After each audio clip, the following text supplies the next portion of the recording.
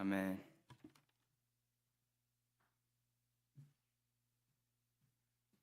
잠시 기도하시겠습니다. 사랑의 하나님, 오늘 이 자리로 불러주심을 감사드립니다. 눈물로 기도하며 우리를 길러주신 어머니들의 헌신과 삶으로 복음을 살아내는 그 사랑을 기억하는 이날, 우리는 말씀 앞에 다시 섭니다. 주님, 오늘 이 시간 우리의 마음을 조용히 가라앉히고 주님의 음성에 귀를 기울이게 하옵소서. 세상의 소음은 잠시 멈추게 하시고 하늘의 음성이 우리의 심령 깊은 곳에 울리게 하여 주시옵소서. 우리 중에는 어머니를 통해 복음을 배운 이도 있고 어머니를 그리워하며 눈물 짓는 이도 있으며 이제 누군가의 어머니로 살아가는 이도 있습니다. 주님, 오늘의 말씀을 통해 우리 모두를 위로하시고 세우시고 보내주옵소서. 이 말씀이 지친 영혼에게는 쉼이 되게 하시고 흔들리는 마음에게 있는 자들에게는 나침반이 되게 하시며 다음 세대를 품은 자들에게는 새 힘이 되어 생명의 말씀이 되게 하여 주시옵소서. 지금 이 시간 우리에게 말씀하실 주님을 기다립니다. 말씀하여 주시옵소서. 저희 종들이 듣겠습니다. 예수 그리스도 이름으로 기도드립니다. 아멘. 할렐루야, 할렐루야. 오늘은 어머니, 당신은 하나님의 선물입니다 라는 제목으로 하나님의 말씀을 전하겠습니다. 함께 다시 주보에 보시면 제목이 나와 있습니다. 보시면서 함께 한 목소리로 한번 읽어 보겠습니다. 시작. 어머니, 당신은 하나님의 선물입니다. 여러분들은 어머니의 기도 소리를 들어보신 적이 있으신가요? 모든 불이 꺼진 밤, 냉장고 앞에 희미하게 새어나오는 불빛 아래 한 여인이 싱크대에 손을 괴고 눈을 감은 채 서 있습니다.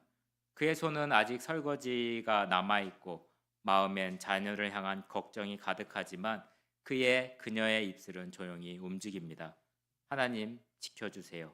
저 아이 잘 자라게 해주세요. 내 아이, 내 딸 잘 자라게 해주세요. 그 장면은 어쩌면 세상에 알려지지 않은 가장 위대한 예배가 될 것입니다. 세상은 이런 기도를 뉴스에, SNS에 올려주지 않습니다.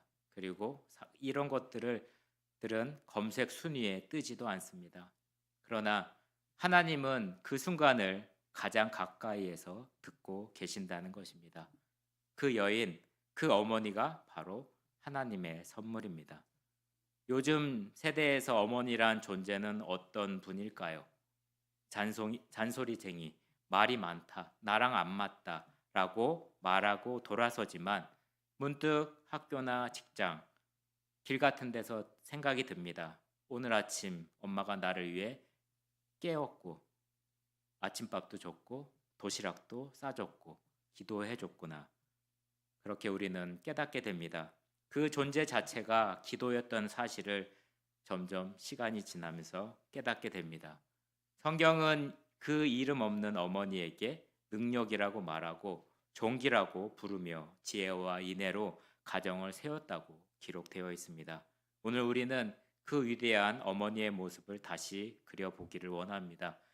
그림자는 있지만 이름 없는 이 아름다운 어머니의 모습을 성경 잠언 31장은 세 가지로 이렇게 보여줍니다. 첫 번째는 우리는 어머니가 어떤 옷을 입고 살아가는지 살펴볼 것입니다. 세상의 불안이 아닌 하나님의 지혜와 종기로 옷 입은 어머니, 그 옷은 눈에 보이지 않지만 가장 아름답습니다.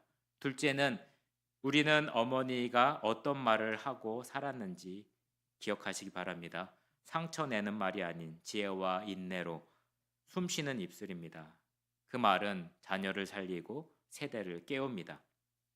세 번째는 우리는 어머니가 어떤 손의 열매를 맺었는지 볼 것입니다. 삶으로 하나님을 드러내며 자녀와 공동체로부터 칭찬받는 손입니다. 그 열매는 시간 속에 시들지 않고 영원으로 향하게 됩니다. 이제 우리는 그 어머니의 이야기를 한번 따라가 보겠습니다. 어머니가 입은 옷, 어머니가 하는 말, 어머니 손끝에 맺힌 열매를 바라보면 좋을 것 같습니다.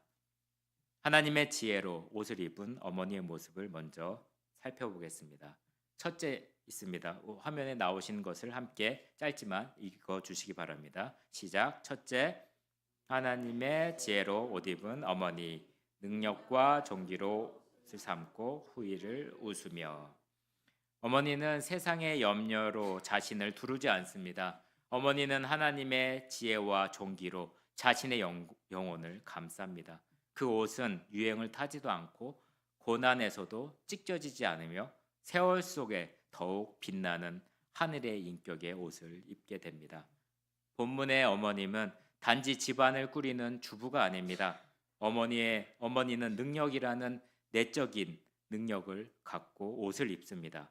여기에서 말하는 능력은 헬스장의 근육이 아니라 고난 가운데서 기도로 버티는 심장의 힘입니다. 절망 앞에서도 하나님을 붙잡는 영적 강인함입니다. 그리고 그 어머니는 종기로 자신을 감쌉니다. 보석이나 화장품이 아닙니다. 어머니를 빛나게 하는 것은 새벽 찬물로 얼굴을 씻으며 흘린 기도, 사람들이 보지 않는 부엌에서 침실에서 속삭이듯 기도를 하고 예배를 드리는 것입니다. 어머니는 후일을 웃는 사람이라고 이야기하고 있습니다. 내일이 보이지 않아도 오늘을 믿음으로 건너는 사람이고요. 그 미소는 낙천적인 성격에서 나오는 것이 아니라 하나님이 오늘도 살아계시고 내일도 여전히 선하시다는 믿음에서 시작되는 것입니다. 잠언 31장은 르무엘 왕의 어머니가 그에게 남긴 귀한 교훈입니다. 이 어머님은 집안에서만 있는 여성상이 아닙니다. 거래도 하고요. 포도원을 가꾸고 가난한 자를 도우며 하나님을 경외하는 자로 공동체 전체에 영향을 미치는 영적 리더였습니다. 고대 히브리어에서 옷을 입다는 것은 단순히 우리가 입는 옷이 아니라 삶의 태도와 정체성, 소속을 드러내는 상징적인 표현이었다고 합니다. 이사야 61장 10절의 말씀이 있습니다. 함께 읽어보겠습니다. 시작. 그가 내게 구원의 옷을 입히시며 의의 겉옷을 더하셨도다. 이 말은 어머니의 종기는 스스로 만들어낸 성취가 아니라 하나님께서 입혀주신 하늘의 선물이라는 선언입니다. 어머니는 구속받은 자의 영광을 입고 성도의 인내로 허리를 동이고 자녀의 미래를 향한 소망으로 미소 짓는 사람입니다. 골로새서 3장의 말씀은 이렇게 되어 있습니다. 그러므로 너희는 하나님이 택하사 거룩하고 사랑받는 자처럼 긍휼과 자비와 겸손과 온유와 오래 참음을 옷 입고. 믿음의 어머님은 성품을 옷 입듯 입는 존재입니다. 어머니는 자녀에게 옷을 입는 방식으로 신앙을 전수합니다. 말보다 먼저 그녀의 태도에서 배웁니다. 눈물 젖은 기도에서 자녀는 인애를 배우고 또한 참아낸 침묵 속에서 자녀들은 겸손을 배우게 됩니다. 어머니는 집안에서 어떤 역할을 많이 하게 되냐면 온도 조절기 역할을 하게 됩니다. 겨울이 오고 외풍이 몰아쳐도 어머니가 있는 곳은 늘 따뜻합니다. 그녀의 기도는 히터보다 더 강력하고 그녀의 미소는 그 어떤 담요보다 따스합니다. 그녀가 말씀을 붙들면 집안의 공기가 달라집니다. 짜증 섞인 말도 가라앉고요. 불안한 마음도 안정을 찾습니다. 그녀는 외투가 아니라 집 자체입니다. 몸을 숨길 수도 있고 마음을 누릴 수 있는 하나님의 품처럼 쉼이 있는 공간입니다. 또는 어머니는 성경책 사이에 늘 눌려있는 꽃잎과 같다고 이야기를 합니다. 세월 속에서도 잊혀진 듯 보이지만 책장을 넘길 때마다 퍼지는 그 향기처럼 그녀의 말, 그녀의 기도, 그녀의 사랑은 자녀의 기억 속에 살아 있습니다. 어떤 날에는 위로가 되고 어떤 날에는 방향이 됩니다. 그녀는 사라지는 것 같지만 그의 향기는 여전히 믿음을 피워냅니다. 하나님의 지혜와 존귀로 옷 입은 어머님은 두려움이 아닌 믿음으로 내일을 웃는 사람입니다. 그녀의 존재는 세상이 준 값이 아니라 하나님이 입히신 거룩한 정체성입니다. 어머니는 그렇게 옷을 입었습니다. 말씀으로 허리를 동이고 소망으로 마음을 감쌌으며 또한 믿음으로 날마다 자신을 새롭게 입습니다. 그러나 어머니는 조용히 앉아 있는 사람이 아닙니다. 어머니는 말합니다. 지혜로 말하고 인내로 가르치며 자녀의 심장에 하나님을 새겨줍니다. 이제 우리는 어머니 입술에서 나오는 은혜의 말들을 드려보려고 합니다. 둘째 말씀을 같이 화면을 통해서 읽어보도록 하겠습니다. 시작. 둘째.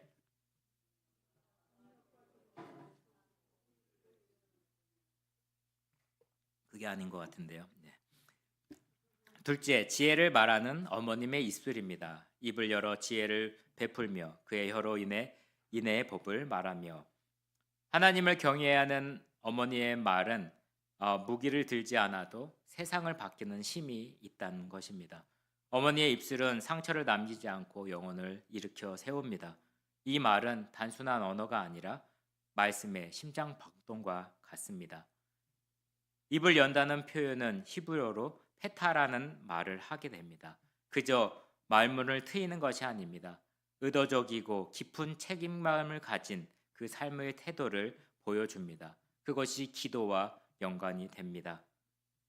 어머니 말합니다. 하지만 훈계로 시작하지 않고 소리를 높이지 않아도 그의 말은 지혜가 포함이 되어 있습니다. 이 지혜는 시험 전수나 지식의 자랑이 아닙니다. 하나님을 아는 영혼만이 가질 수 있는 영적 감각, 방향 감각입니다. 삶의 어둠 속에서도 하나님의 빛을 꺼내어 볼 수 있는 내면의 등불이 될 수가 있습니다. 어머니가 말할 때 자녀들은 어떻게 하죠? 방향을 찾을 수 있고요. 어머니가 말할 때 공동체도 그 온도를 회복할 수 있다는 것입니다. 그리고 그 어머니는 인애의 법을 말하게 됩니다. 율법이지만 칼이 아니라 손편지처럼 전해집니다. 진리지만 눈물과 함께 흐르는 따뜻한 물처럼 스며들게 됩니다. 어머니의 말은 사람을 눌러 짓누르지 않고 죄인을 일으켜 세우고 상한 이들의 마음을 감싸줍니다. 히브리 전통에서 보시면 지혜는 왕과 제사장, 장로들의 전유물이었습니다. 그러나 잠언 31장에 놀라운 반전을 보여줍니다. 지혜는 한 어머니의 입술 위에 있다고 말합니다. 이것은 한 어머니의 입술 위에 놓일 때 자녀를 키우게 되는 기술이 아니라 하나님을 품고 세대를 빚어내는 선지자적 사명을 말하는 것입니다. 여기서 율법은 하나님의 백성이 어떻게 살아야 할지를 알려주는 기준이 되고요. 인애는 하나님의 가장 따뜻한 성품입니다. 이 여성, 이 어머님은 그 둘을 한 입술 안에 담고 있습니다. 진리를 사랑으로 말할 줄 아는 자이고요. 경고를 소망으로 덮을 줄 아는 자입니다. 야고보서 3장의 말씀을 모두가 기억하실 것입니다. 혀는 작은 지체로 돼 큰 것을 자랑하도다. 혀는 곧 불이요 불의 세계라. 혀는 사람을 세우기도 하지만 무너지기도 합니다. 그러나 어머니는 자기의 혀로 인애를 다스릴 줄 아는 자가 됩니다. 그녀의 말은 사람을 죽이지 않고 오히려 살려냅니다. 에베소서 4장의 말씀을 보시면 무릇 더러운 말은 너희 입 밖에도 내지 말라. 오직 덕을 세우는데 소용되는 대로 선한 말을 하라 이야기합니다. 어머니들은 선한 말의 건축가입니다. 한 문장을 쌓아 아이의 자존감을 세우고 한마디를 조심스럽게 놓아 가정의 평화를 지켜냅니다. 지혜로운 어머니의 입술은 사람을 향한 하나님의 편지라고 볼 수가 있습니다. 어머니는 말로 정죄를 하지 않고 말로 자녀를 일으켜 세우며 하나님의 나라의 삶을 심어 넣습니다. 어머님의 혀는 또한 상처를 남기지 않고 말씀의 생수를 따뜻하게 따라주는 영적인 역할을 하게 됩니다. 어머니는 말로 가정을 지켰고 세웠고 자녀들을 키웠습니다. 이 말은 하나님으로부터 온 말씀으로 그렇게 했다는 것입니다. 그러나 어머니는 말로만 머무르지 않았습니다. 손으로 움직였고 삶으로 또 행했습니다. 그 손으로 밥을 짓고 눈물을 닦고 직장 갈 때 학교 가는 길을 또한 가방을 챙기며 하나님의 사랑을 실제로 구현했습니다. 이는 우리는 어머니가 손으로 맺은 그 열매라고 볼 수가 있습니다. 삶으로 받은 찬양과 칭찬을 함께 다음 말씀을 통해서 살펴보겠습니다. 세 번째, 함께 화면에 나오나요? 네, 함께 읽겠습니다. 세 번째, 손으로 맺은 열매, 삶으로 받은 칭찬입니다. 하나님을 경외하는 어머니의 삶은 가정의 자녀의 마음에 감사로, 남편의 입술에 찬양으로 세상의 기억 속에서 향기로 남아 있습니다. 어머니의 손은 무대를 밝히지 않았지만 그 손끝에는 하나님의 이야기가 열매로 맺었습니다. 어머니는 단순한 말로 지혜를 전한 사람이 아닙니다. 어떻게 하시죠? 삶으로 증명한 사람입니다.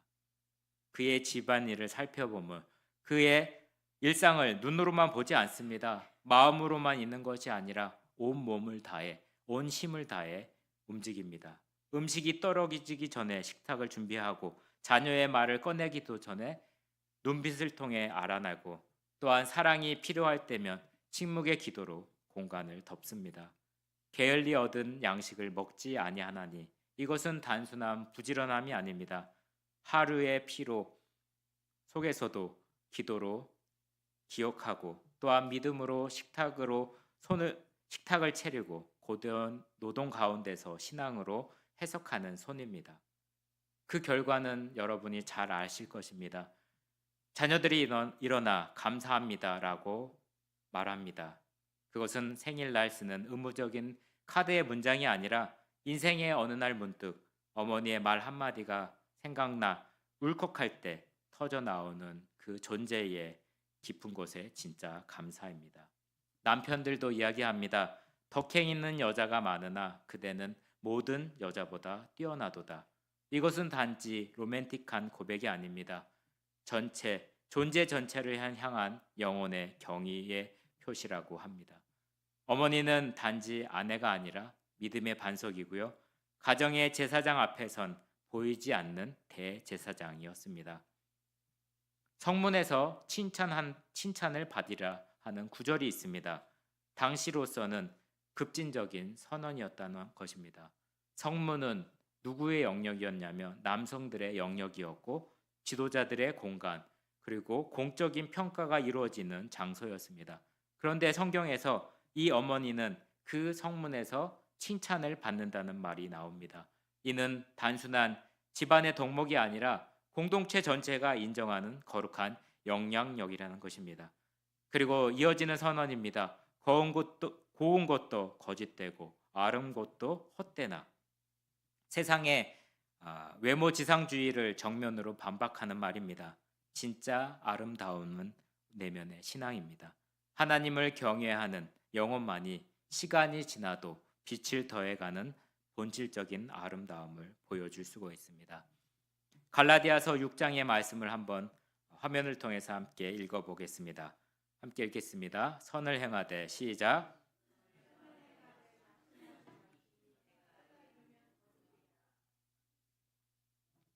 그녀는 묵묵히 씨를 뿌렸습니다. 눈물로, 수고로, 말씀으로 하나님은 그 모든 땀을 잊지 않으십니다. 또한 마태복음 25장에는 착하고 충성된 종아, 내가 작은 일에 충성하였으니 아무도 보지 않는 부엌, 아무도 모르는 기도 시간, 그 작은 충성 하나하나가 하늘의 기억에 새겨집니다. 그리고 주님은 마지막 그녀에게 이렇게 말씀하십니다. 잘했다, 사랑하는 내 딸아. 어머니들은 무대 뒤의 연출가입니다. 배우는 조명을 받습니다. 관객은 박수를 칩니다. 그러나 무대 뒤에서 대본을 쓰고 조명을 조정하고 배우의 동선을 지켜보고 전체 이야기를 완성하는 이가 있습니다. 어머니는 이름이 불려지지 않지만 어머니 없이는 아무 장면도 완성되지 않습니다. 우리의 인생이라는 드라마, 성공의 순간, 변화의 순간, 그 모든 뒤편에는 한 어머니의 희생과 사랑, 그리고 말씀으로 짜여진 대본이 있었습니다. 하나님을 경외하는 어머니의 손은 자녀에게 믿음의 열매로 세상을 향한 향기로 남게 됩니다. 그녀의 수고는 헛되지 않았습니다. 그녀의 손의 열매가 반드시 그 자녀에게로 돌아갑니다. 이제 우리는 묻습니다. 그 여인을 능히 찾겠느냐? 그 여인은 가정의 뒷모습에서 기도하는 어머니, 교회 주방에서 조용히 봉사하던 집사님, 권사님들, 아이들 앞에서 무릎 꿇고 함께 울었던 어머니들입니다. 그리고 오늘 하나님은 이렇게 말씀하십니다. 너의 손의 열매가 너에게로 돌아갈 것이다. 어머니가 뿌린 사랑은 결국 하나님이 기억하십니다. 그렇기 때문에 어머니, 당신들은 하나님의 선물입니다. 우리는 잊지 않습니다. 어머님의 이름을 잃어버린 날이 언제였는지, 누군가의 아내로, 누군가의 엄마로 불리기 시작하면서 그녀는 서서히 자신의 이름 대신 역할을 입습니다. 밥을 차리고 잠을 깨우고 뒤에서 기도하며 눈에 띄지 않게 살아왔습니다. 그리고 때로는 사랑하는 자녀에게도 오해받고 밀쳐지고 잊혀졌습니다.